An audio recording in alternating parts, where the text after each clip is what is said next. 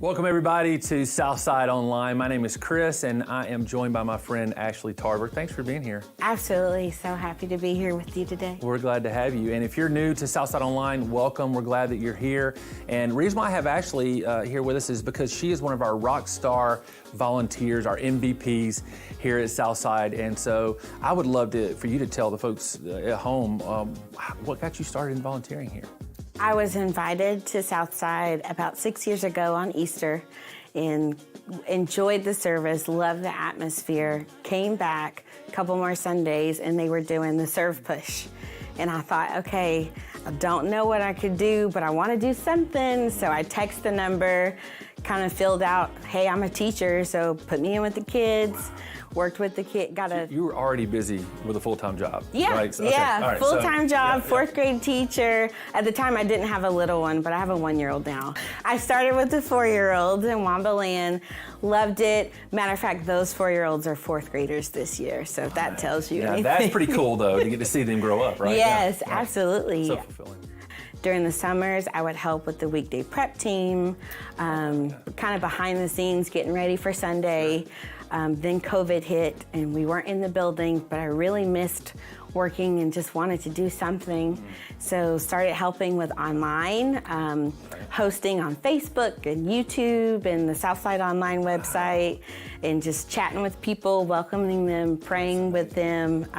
You'll probably never know who you impacted until we get to heaven, possibly, because of the names that popped up that you might not see on Sunday. Right, and I didn't know these people, but I felt like, it's the same people every Sunday, so we were getting to know each other, and I really enjoyed that. And then the building opened back up, and I got the chance to go over to middle school, which is a whole new world. Your transit t-shirt on, and so I know people out there wondering, really, working with middle schoolers, what was the drive behind that? I teach fourth graders, so they're not quite middle schoolers. Right, they're getting there. They're getting there. Yeah. So I thought, well, how bad could it be? So 6th grade girls is who I'm working with now. That is awesome. I love it. And I absolutely love those girls. They are hilarious. Yeah. We just started a couple weeks ago, so I'm fresh in, but I'm stuck now. They won't let me go.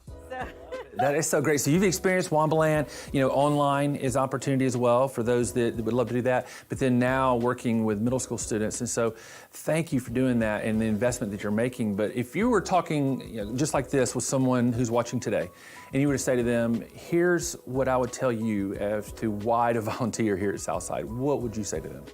I would tell them, just do it. Just jump in, get your feet wet. It's gonna be okay. You don't have to stick with the same thing. You can try new things and just see where you fit in. I've tried a bunch of different things and honestly loved all of them. But I really do love the opportunity I have now with these middle school girls. But I would just say, text the number, find someone after service, and just talk about it. See what it's like. Just try it for a couple of Sundays. And I promise you, it is so worth it. I love that. It is so worth it. Yeah, it sounds like it's what we call strategic service here, is that we do have needs strategically for people to meet in certain areas that we have, but also you're not locked in. You can kind of figure out how God has shaped you to work in and serve in a different environment. And if you're not called to this, you can kind of move over to another area. We're here to help you, and that's what our staff do, is help people find their niche for the season of life that they're in. So again, thank you so much for serving and for volunteering. If you are out there and you'd love to sign up to serve or just give it a try and find out more information like Ashley did just a few years ago, you can text the word SERVE to 65855. That's the word SERVE to 65855. Well, thanks for joining us on Southside Online. We're going to sing some songs together. We're going to hear a great message, and we hope you enjoy the service.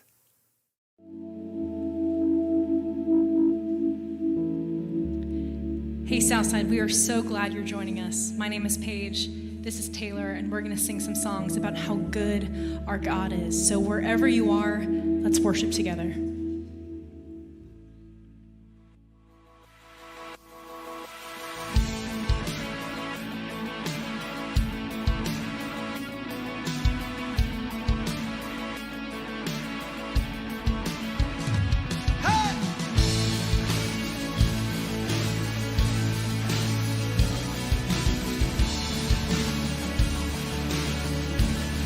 Y'all sing.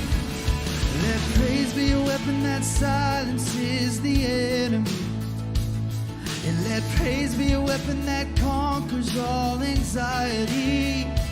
Let it rise. Let praise arise. We sing your name in the dark and it changes everything. We sing with all we are and we claim your victory. Let it rise. Let praise arise. We'll see you break down every wall. We'll watch the giants fall. Fear cannot survive when we praise you. The God of breakthroughs on our side, forever lifted high. With all creation crying, God, we praise you. Oh, we praise you, yeah. That's right. Let faith, come on. Let faith be the song that overcomes the raging sea. Let faith be the song that calms the storm inside of me. Let it rise. Let faith arise. Here we go. We'll see you break down every wall. We'll watch the giants fall. And fear cannot survive when we praise you. The God of breakthroughs on our side, forever lifted high. With all creation crying, God, we praise you. Oh, we praise you. Oh, this is what living, come on. This is what living looks like. This is what freedom feels like. This is what heaven sounds like. We praise you, we praise you. This is what living looks like. This is what freedom feels like. This is what heaven sounds like. We praise you, we praise you. This is what living looks like. This is what freedom feels like. This is what heaven sounds like. We praise you, we praise you. This is what living looks like. This is what freedom feels like. This is what heaven sounds like. We praise you, we praise you. We'll see you break down every wall. We'll watch the giants fall. Fear cannot survive when we praise you. The God of breakthroughs on our side, forever lifted high. With all creation cry, God, we praise you. We'll see you break down every wall. We'll watch the giants fall. Fear cannot survive when we praise you. The God of breakthroughs on our side, forever lifted high. With all creation cry, God, we praise you. Oh, we praise you. Oh, yeah. Oh, we praise you. Yeah. We praise you, God. Yeah.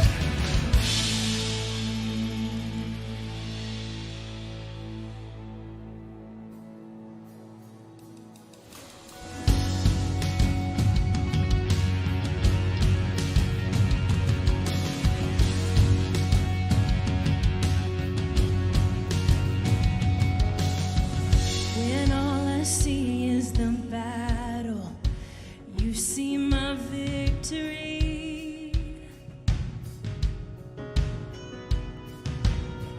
When all I see is the mountain, you see a mountain moved. And as I walk through the shadow, your love surrounds me.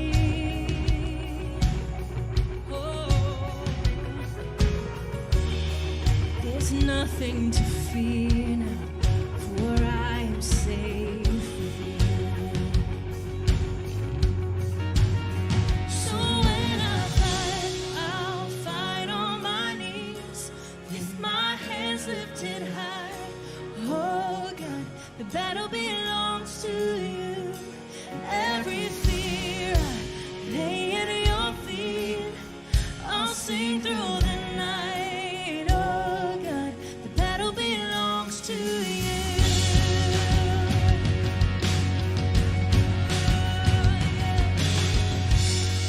And if you are for me, who can be against me?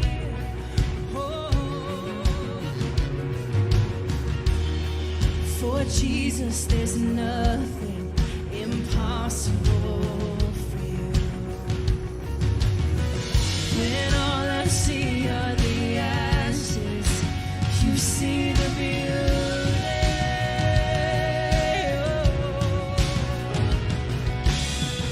When all I see is the cross, you see the empty tomb. So when I fight, I'll fight on my knees with my hands lifted high. Oh God, the battle belongs to you. Every fear I lay at your feet. I'll sing through the night. Oh God, the battle belongs to you. Almighty fortress, you go before us. Nothing can stand against the power of our God. You shine in the shadows. You win every battle. Nothing can stand against the power of our God. An almighty fortress, you go before us. Nothing can stand against the power of our God. You shine in the shadow. You win every battle. Nothing can stand against the power of our God. An almighty fortress, you go before us. Nothing can stand against the power of our God. Shine in the shadows, you win every battle. Nothing can stand against the power of our God. So when I fight, I'll fight on my knees with my hands lifted high. Oh God, the battle belongs to you. Every fear I lay at your feet. I'll sing through the night. Oh God, the battle belongs to you. Oh God, the battle belongs to you.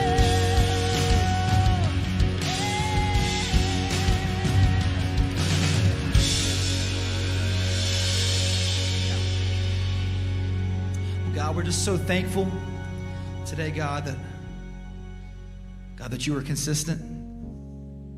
God, worshiping together right now online, it feels a little bit different. But God, we are so grateful that you stay the same. God, we're just so thankful for that truth today. We're thankful that the battle truly belongs to you. We love you so much. We thank you for that love, and it's in your name that we pray. Amen.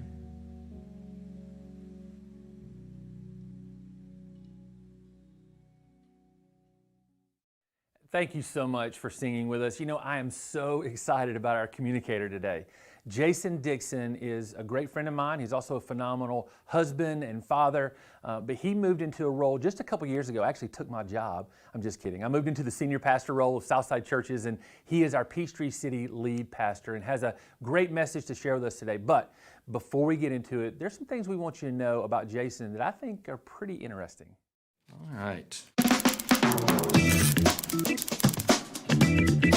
Who are you, Jason Dixon? Who am I not? I'm not going to do that. Who are you? I try to figure that out myself. My wife asks me that all the time. My first name is William, so that's WJD, so kind of like the bracelet.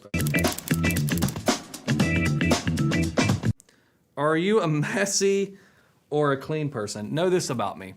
Apparently, I leave trails all through the house. However, I do appreciate a good coaster. Are you a glass half full or a half empty kind of person? I think my positivity gets me in a lot of trouble, though. What makes you laugh? Me. No, what makes me laugh? I like people watching and just watching their mannerisms, so I love the airport. What is the craziest thing you've ever done to impress someone? A girl, I didn't really do this, so I'm just gonna put the blame on her. We were going out on a date, and she had told her dad that I went to their church. I never stepped foot in their church. When I went in to take her on the date, I had probably about a 15-minute conversation about how awesome the church was.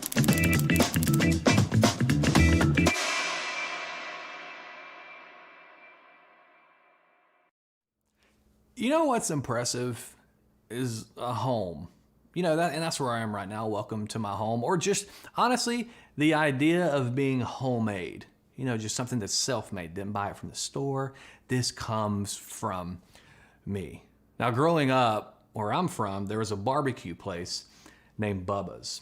I'm from the South, obviously, right? And so Bubba's, on the sign, it didn't talk about its barbecue, but it talked about homemade cakes. And so obviously when you walk in there, you got to get one of those. And so I remember I was about to check out, you know, you've eaten your lunch and you go up there and I see these cakes, and these are wonderful cakes. And I remember I was like, I got to get one of these cakes. And so got one of the cakes. And then I remember the next time I went in there, I said, who makes these cakes? And they said, oh, it's this little old lady down the road named Alvita. Yes, Alvita was my grandmother. And I knew I had tasted these cakes before, but they were just so good. They're homemade. Anything that's homemade. Homemade biscuits, homemade pasta, homemade anything. When some people tell you that they made this quilt, anything that has been homemade, it's self-made. It's just better. It's kind of like that idea of, you know what, this is good, but there's icing on top now. Now that I know that that was homemade. And the same thing comes with just people who have just made it in life, who are self-made, who've just, you know, gritted their teeth, bared down, figured something out, and they have made something out of themselves. They figured it out on their own. Maybe when you figure something out on your own, you feel so proud about it. I remember I did the same thing growing up. When I was about 7 years old, you know, I would be outside playing basketball with my dad in the driveway. And he was older than me, obviously, because he's my dad, but he would also shoot every ball and he would hit the backboard and it would go in. You know, when you're younger, the only thing you want to do is do nothing but net, just swish it. When it goes to the backboard, you're like, oh, that's so lame, but he made it every time. And I would get so frustrated, but we would always have such a good time playing basketball in the driveway. And I remember one thing when I was that young, my dad said, Jason, there's going to be one thing that can make you better than everyone else at this age. It's if you can learn to dribble with your left hand. If you can be just as good with your left hand as you are with your right hand, they're not going to know how to defend you. So I took that to heart. And if any of you have been involved in elementary school basketball, or you played with a church or rec league or upward, whatever you've done, you know it's impressive when you see a kid on that court and he can dribble or she can dribble with both hands. So I did it. So what I would do is I would take the basketball during the day, at night, whenever, and I would dribble up and down my street. Right hand behind my back, left hand dribbling the ball, left hand dribbling the ball, over and over and over again. I'm sure neighbors would wonder what that kid is doing down the street. It doesn't really look like he's doing anything, but what I was doing is I was teaching myself a skill that would make me impressive to others. And I did. And I remember the first game being able to do that. And I don't know how everybody else felt about it, but I felt impressive to everyone around me. And we all have those kind of stories. We all have those things that maybe you just took complete ownership of.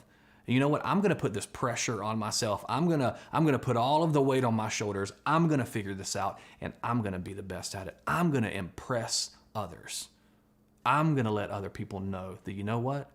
I did this myself, and you should be impressed. We all have that. And that feeling of pride, that feeling of accomplishment, it is just so amazing. And, you know, even the most laid back of us will feel this. So, I can ask you a simple question. Do you place this pressure on yourself? And I really do believe that if you examine yourself and you search deep down inside, at some point in your life you have, or honestly, at some point in your life, you will, to place that pressure on yourself to be self-made, to do something, to own something, to really, really accomplish something, and you do it yourself. I don't need any help. All I need is opportunity. And here's the thing.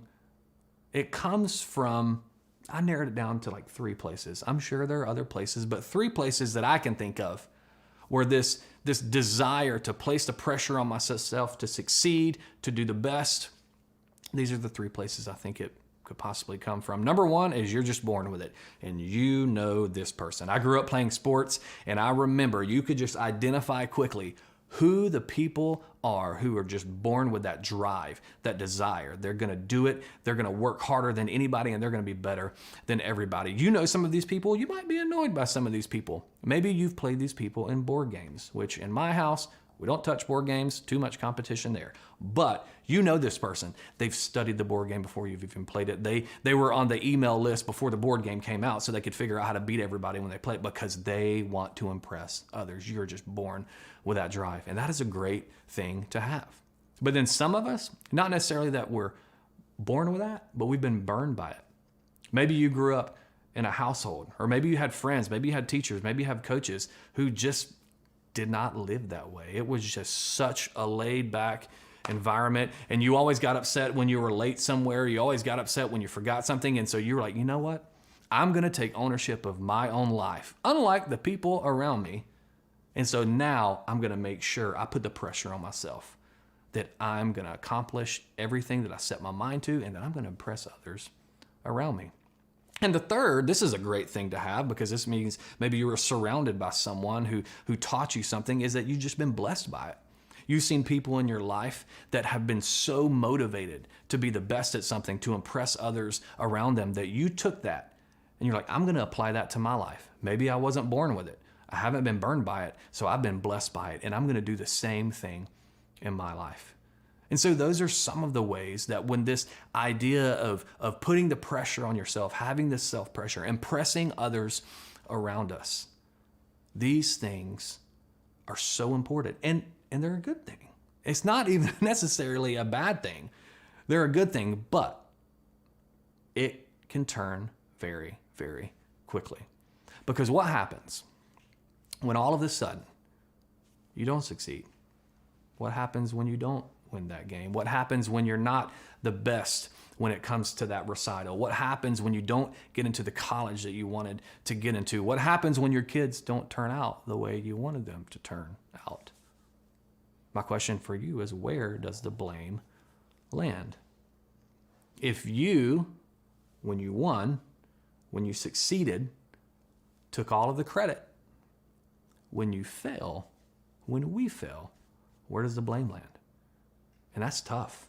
That's tough to swallow. That can be completely crushing to all of us. It can put us in a place where we are just overwhelmed with shame. We are overwhelmed with that blame game, that we feel like we are impressive to other people and ourselves in a negative way. Like, wow, that is impressive that you put all of that work into that and you still didn't come out on top. It's impressive that you have failed so miserably as a parent, and that is just so overwhelming to us. And speaking of parenting, that's one of the ways where we see this a lot. So if you're a parent, or you know a parent, or you've had a conversation with a parent, you know that very, very quickly it can turn into celebrate our accomplishments and feel the shame and the blame and the judgment of our mistakes.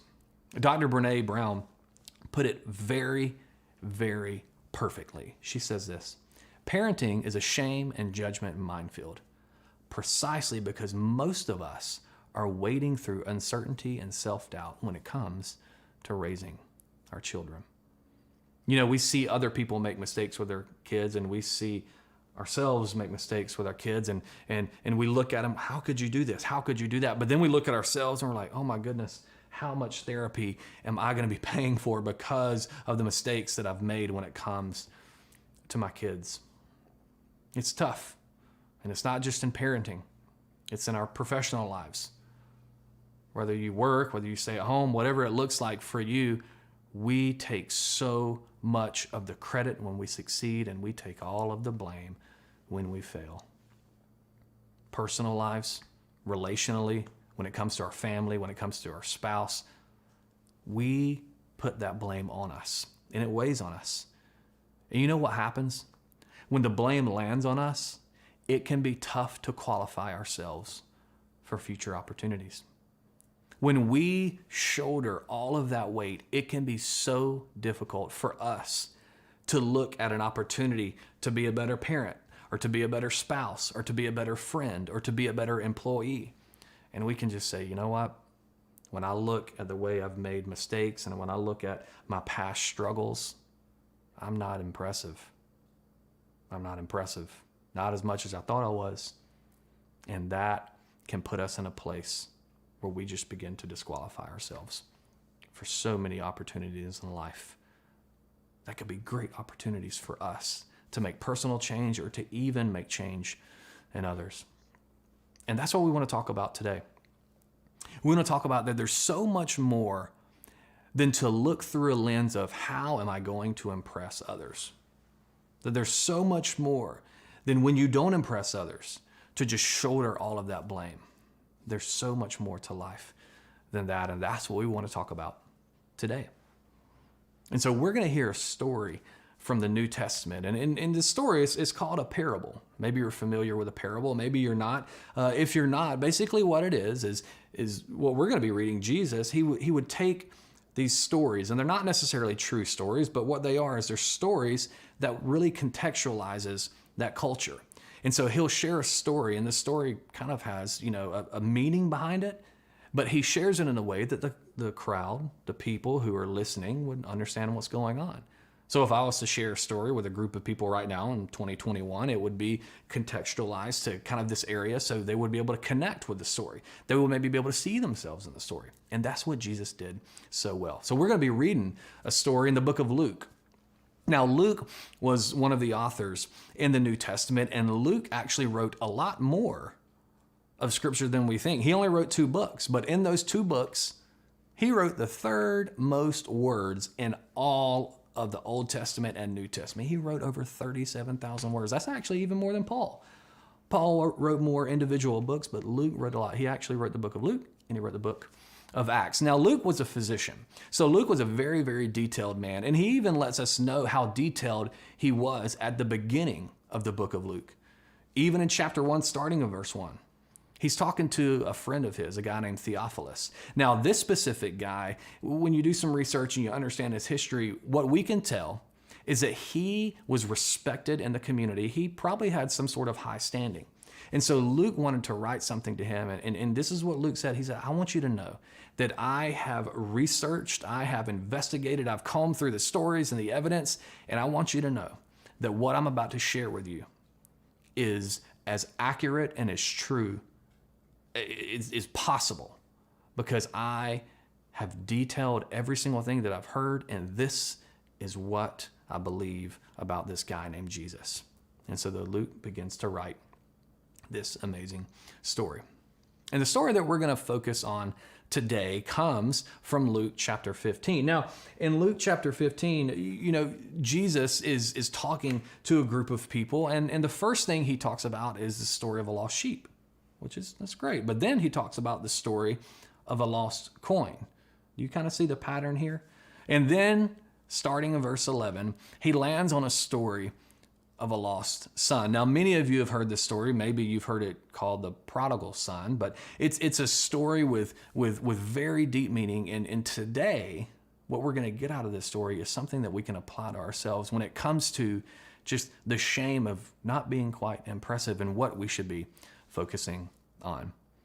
And so Luke begins in chapter 11 with a parable that Jesus is telling to a crowd.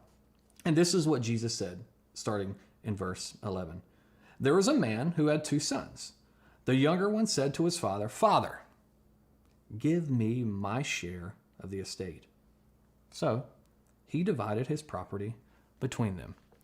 Now, I want you to think about this for a second.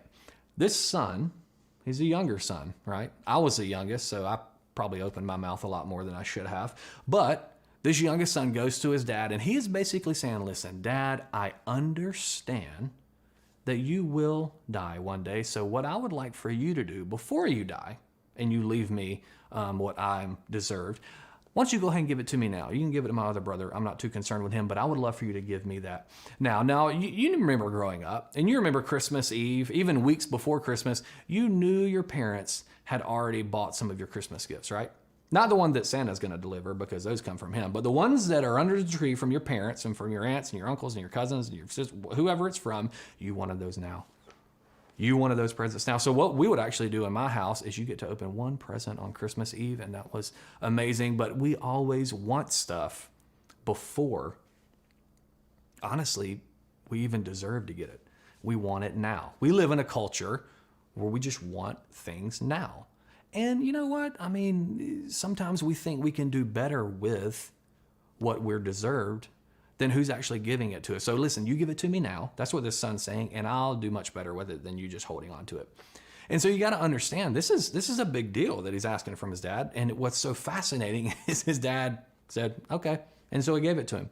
And you have three people here. You have the son who's just asking this outrageous question and this desire to his dad. The dad who's probably a little shocked, but it's like, well, you know what?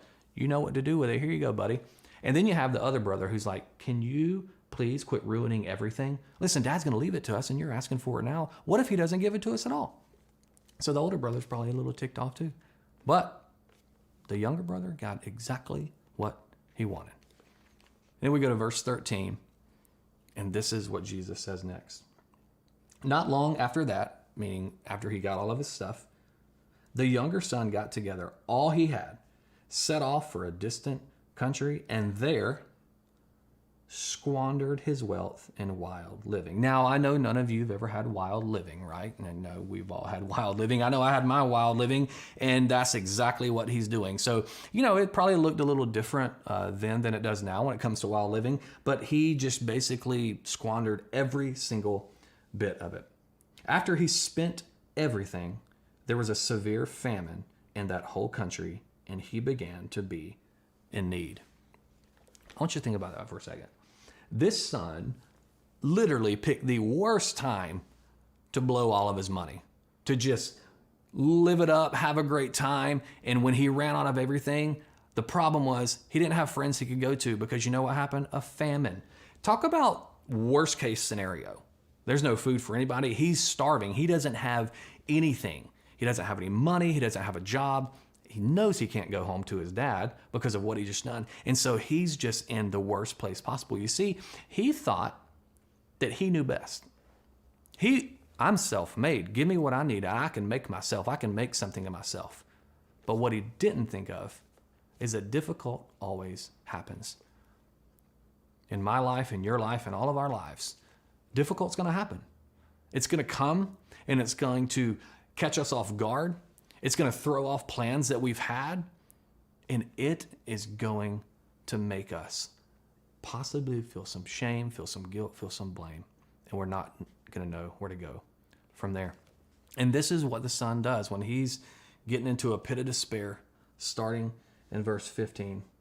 This is what he does. He says, so he went and hired himself out to a citizen of that country, who sent him to his fields to feed pigs. He longed to fill his stomach with the pods that the pigs were eating, but no one gave him anything. Now, I want you to understand this, that when it comes to that culture in that time, there were animals that were clean and there were animals that were unclean. One of the unclean animals was actually a pig. So for him to take this job and to look at these pigs who are actually eating better than him, these were supposed to be the unclean animals, and now they're being treated better than he even is. He's starving. He's at his lowest of lows. He's willing to let go of everything in his life. He just needs more and more. He's sitting here thinking to himself, how did I get myself in this scenario? We've all been here where hope is lost. We don't know what to do anymore. And that's exactly where this son is. You see, Jesus is setting up something for us to, identify with. Identify in our lives that you know what, if we haven't been here, that we're going to be to this point. At some point in our life, we're going to be at a rock bottom point. We've all been there, or we're all going to be there. And this is what the Son does. Starting in verse 17, it says, when he came to his senses, he said, how many of my father's hired servants have food to spare? And here I am, starving to death. I will set out, go back to my father, and say to him, Father, I have sinned against heaven and against you. I am no longer worthy to be called your son. Make me like one of your hired servants. So he got up and went to his father. So this is the thing, that he's come to this place, and we've all been here before when we've messed up and we begin to rehearse. Okay, this is what I'm going to say. I'm gonna make my father at least take me back somehow, and maybe I'll take some ownership. But he's sitting here rehearsing exactly what he's going to say. I remember for me personally, made a pretty big mistake when I was a sophomore in high school. And it was a mistake that I made with some friends, and my friend's dad found out, and he called me over to the house and he said, listen, Jason, I know what happened. I know what y'all did. So here's what you're going to do. You're going to go tell your mom by tonight, or I'm going to tell her in the morning. Definitely wasn't going to let him tell her. So I was going to take that responsibility on myself and do it. And I remember going to my mom, and I waited till the last minute. She had literally gone to bed. And so I was praying she was awake. So I walked in there and she was awake. And so I had to tell her what I've rehearsed over and over again. I remember the look of disappointment on her face. You know that look. You'd much rather somebody be angry than that look of disappointment. Just be mad at me, like throw something and we'll be over. No, that's not how it happened. And that's what this son is thinking. And so he's rehearsing what he's going to say with his father. And then he said, you know what, Dad, I know I've messed up so much. Just let me be a servant. Your servants live a better life than me now. I wasted everything. Your servant lives a better life than me. So please, please take me back.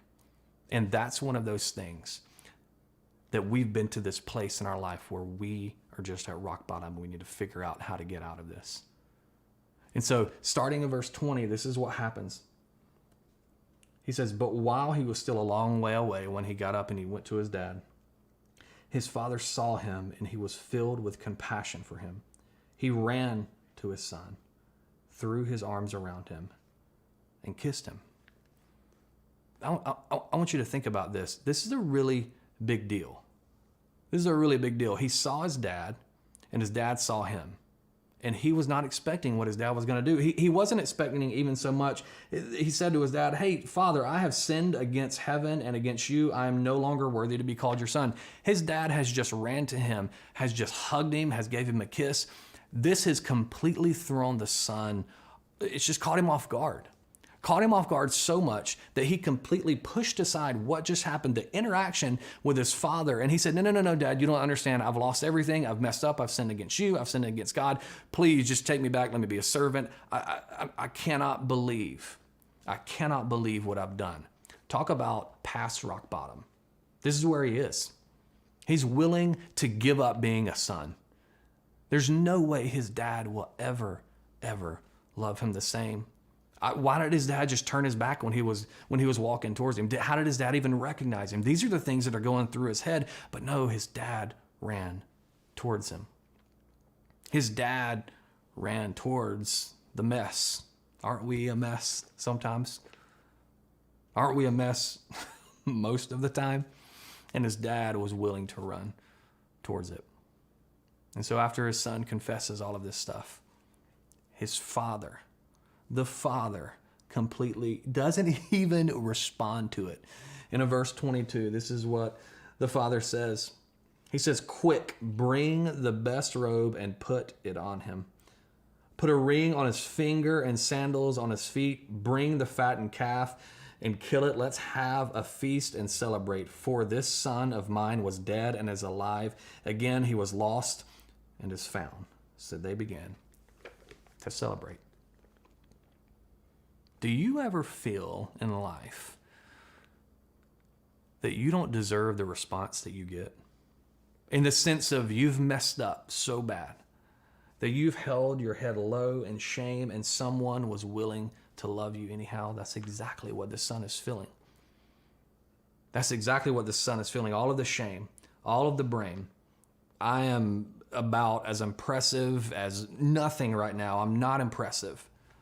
What's impressive is a father and his response and what he believes about the son. I don't even know, if you understand what a signet ring is, but that's what he basically gave his son. And what this does is when you have that ring, that son could go to anywhere. He could do business in his father's name. He could send a message and it had his father's stamp of approval on it. You know who had the father's stamp of approval?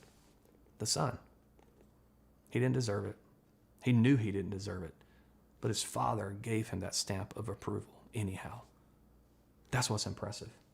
That's what's impressive about this story is the father. What's impressive is the love and the compassion.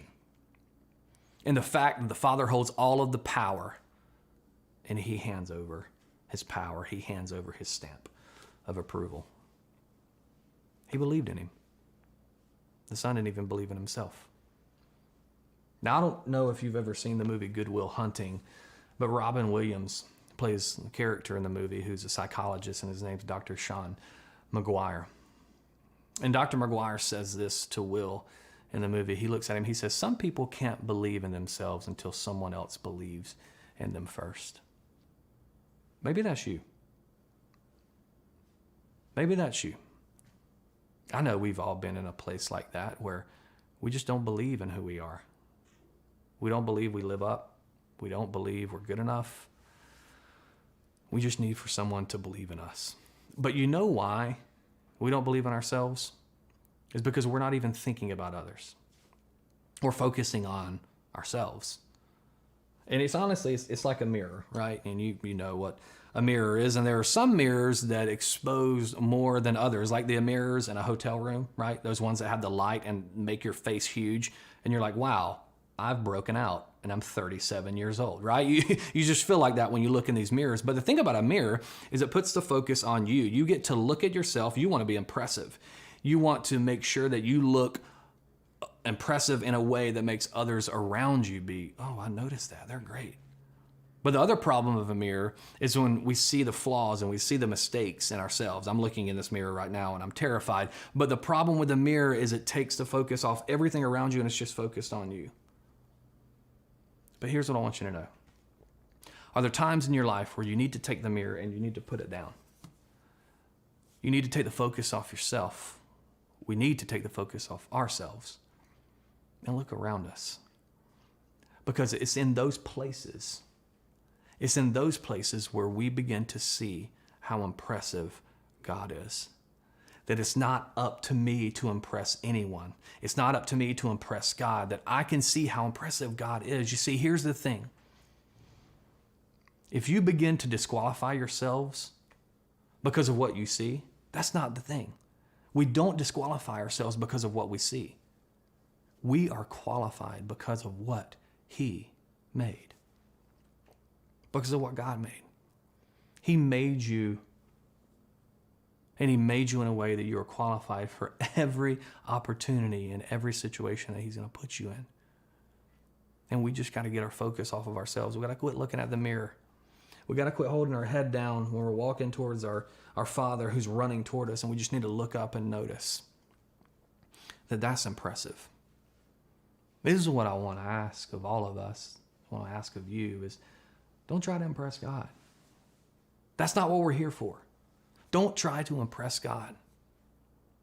Be like the son when he looked up and just be impressed by God. What if that was it? What if we took that pressure off of ourselves, the pressure to impress? And what if we were just impressed by the person who created us? You see, God, He didn't make you to impress Him. He didn't make you to impress others. Because what's impressive is you having faith and understanding that God is so impressive, that He's created you in a way that can impact other people, regardless if you think you're qualified or not. Because this is what you have to do. If you want to be impressed by God, you have to take yourself and you have to go to where you don't think you're qualified. Honestly, what are we qualified for, right? When we take ourselves and we put ourselves in those places where we're not qualified, it is there where you'll be impressed by God. It's in those places of unqualification where the impressiveness of God just overwhelms us. We need to be impressed by God. And the good thing about that is we have those opportunities, but we have to put ourselves in those places. And that's what I want you to do. That's what I want myself, all of us. We need to do that. And we have that for you. We have an opportunity for every single person that calls Southside home to put themselves in a situation where they can be impressed by who God is. And we do that by having opportunities for people to serve, to volunteer, to lead. And so whether you're holding a baby in one of our kids' environments, or whether you're outside helping direct parking in the parking lot, or if you're engaged in an online chat for someone who's literally watching the service for the first time ever, maybe you're helping with high school or middle school students or production, wherever it is, our volunteers that serve in those environments, it never ceases to amaze me how impressed they are by God week in and week out. That could be you. And listen, I'm not asking you to figure this out on your own. We are here to help. We want to know what the best place is for you, and we want to work with you for that. We just want to have a conversation. And in that conversation, our goal is to figure out a place for you to go, to serve, to volunteer, to lead. That you will look up from the shame maybe that you have in your life, or you'll look away from the mirror and quit focusing on who you are and yourself, and you'll be able to be impressed by God in these places that you're going to serve and love others. That's what we want for you. That's what we want for any and everyone who visits Southside, who calls Southside home. Because in those places where we get impressed by who God is, it is life-changing for each and every one of us. And so that's what I want to ask you to do today. We just want to have a conversation. We want to help you be impressed by God. It's not about impressing Him. It's not about impressing me or anyone else in the church. Our desire and our goal for every single one of you is to be impressed by God, by who He is, by how He feels about you. Whether you've been following Him for 15 or 20 years, or if you haven't even started that relationship with Him, He is impressive to all of us, and He's available to all of us. So, let us help you find that place for you to be impressed by God. God, we love you, and we thank you. And we ask that we would begin to put ourselves into situations, into service opportunities, into relationship where we can be impressed by you. Thank you that you're impressive. It's not hard to find you. You're running towards us. You're not running away from us. And so, God, I pray that we would put ourselves in those positions. We love you, and we're so grateful for everything that you gave us through your Son, Jesus. And we ask all of this in His name. Amen. You know, actually, Jason's so right. When we put ourselves in a position to serve, it allows God to impress us. And that's exactly what he just talked about, right? Absolutely. So for you, again, it's a joy, a thrill to volunteer. And what would you say to someone sitting out there that's thinking about it? Just do it. Text the number, find someone after service, jump right in. I promise you the staff is amazing. They will help you get the right fit. You can try different things, but it is so worth it. So worth it. That's right. So jump over in the chat, or you could leave us a message, or you can email info@southside.org. Let us know how you want to be involved. Also, you could text the word serve to 65855. That's the word serve to 65855. Thanks so much for joining us on Southside Online, and we hope to see you soon.